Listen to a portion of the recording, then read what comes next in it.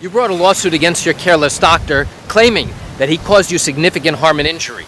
The defense disputes all of those claims, and now your case goes all the way to trial. During closing arguments at the very end of your trial, do you have to be in court to listen and observe what's going on? You want to know the answer? Come join me on this walk as I share with you this great information. Hi, I'm Gerry Oginski. I'm a New York medical malpractice and personal injury attorney. I'm shooting video today on a deserted island in St. Martin. My wife is picking seashells, and there's a fantastic place here on this deserted island to do that.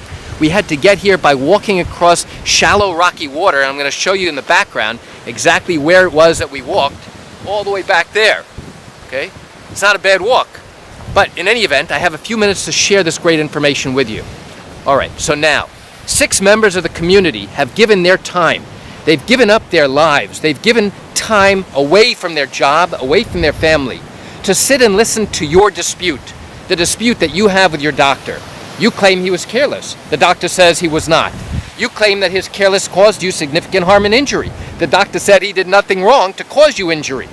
You claim your injuries are so significant and disabling, now they have affected you on a daily basis.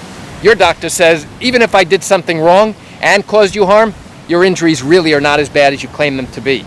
All right, so there are significant disputes here, which means now we have to rely on a jury, 6 members of the community, to decide whether we are slightly more likely right than wrong than what we are claiming is true.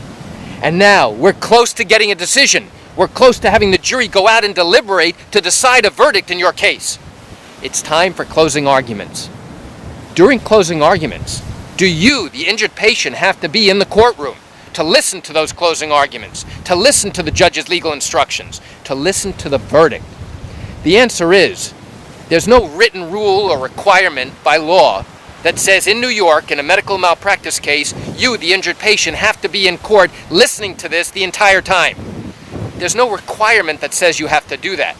But think about this logically. If you go ahead and bring a lawsuit, and now you spend 2 or 3 years prosecuting your case, and now let's say you're at trial for maybe 2 or 3 weeks, and now it's time for the jury to consider all the arguments in this case and listen to closing arguments by the attorneys and listen to the law, and now ultimately give a decision about whether we are more likely right than wrong. Don't you think it would be prudent for you, the injured patient, to be in the courtroom, to participate by observing and listening to what's going on? Do you think the jury would be as interested in giving you a verdict in your favor if you were not there and we didn't give the jury a reason why you could not be there? Now, it's different if the injured patient died, right? And now a family member is bringing a lawsuit on their behalf, and it's obvious they can't be in court.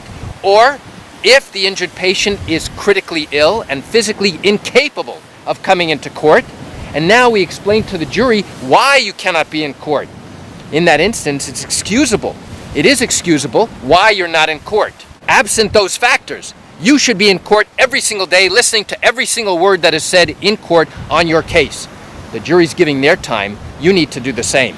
Because if you don't respect the process, if you don't respect the jury's time, why should they respect yours? And why should they give you a verdict in your favor if you show no interest in the outcome of your case? If you show no reasonable explanation for why you are not in court?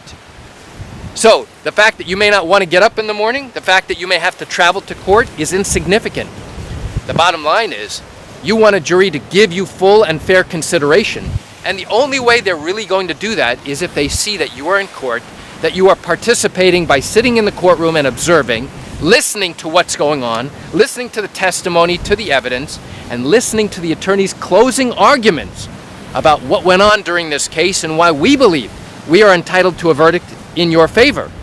And in that instance, the jury is much more likely to give you the proper attention for your case to decide whether or not you are in fact entitled to a verdict. So why do I share this quick information with you? I share it with you because I have a few minutes while my wife is picking a bag full of shells to show you exactly what goes on behind the scenes, because nobody really talks about this as you go through the litigation process, and now you're at trial and nobody really talks about this either. So I understand that you're likely watching this video because you have questions or concerns about your own matter.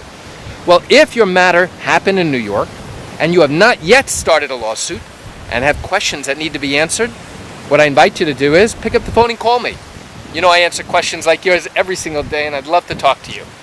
You can reach me at 516 487-8207, or by email at Gerry, Gerry, at Oginski-law.com. Well, that's it for today's video. I'm going to go find my wife and head back. I hope you have a wonderful day. Bye-bye.